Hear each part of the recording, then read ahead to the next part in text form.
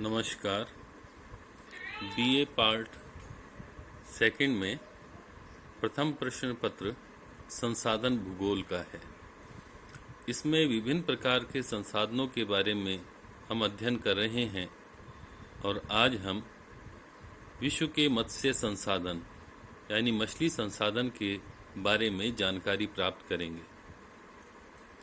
हम जानते हैं कि विश्व के विभिन्न देशों में मछली को खाद्य पदार्थ के रूप में यानी भोजन के रूप में प्रयोग में लाया जाता है। इसके अलावा मछली संसाधन के रूप में उर्वरक निर्माण के लिए, औषधि निर्माण के लिए काम में आती है। इससे वसा अथवा तेल प्राप्त होता है। मोती प्राप्ति के लिए भी मछली महत्वपूर्ण होती है।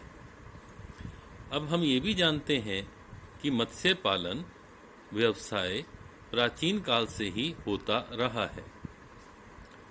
विभिन्न महाद्वीपों में स्थित झीलों, तालाबों, नदियों, इसके अलावा सागरों, महासागरों आदि में मछलियों को पकड़ने का कार्य किया जाता है। उष्ण कटिबंधीय क्षेत्रों में स्थित जलीय भाग में मछली व्यवसाय सीमित मात्रा में किया जाता है, क्योंकि वहां पर जलवायु संबंधी कई सीमितताएं होती हैं। जबकि अनुकूल दशाओं के कारण से समशीतोष्ण कटिबंधीय प्रदेश में तथा उपध्रुवीय क्षेत्रों में मत्स्य व्यवसाय बहुत बड़े पैमाने पर वृहद स्तर पर किया जाता है। विश्व में खाद्य पदार्थ के रूप में प्रयोग किए जाने वाले जंतुओं में से लगभग 3% खाद्य पदार्थ मछलियों से प्राप्त होता है। और कुछ ऐसे देश भी हैं जैसे जापान, नॉर्वे, आइसलैंड, जहां पर कुल खाद्य पदार्थ का 10% भाग मछलियों द्वारा प्राप्त किया जाता है। और वर्तमान समय में लगभग 40,000 प्रजातियां मछलियों की पाई जाती हैं।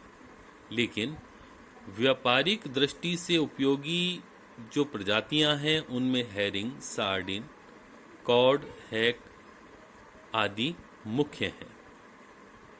विश्व की सर्वाधिक मछली जो पकड़ी जाती है वो है एंकोविटा।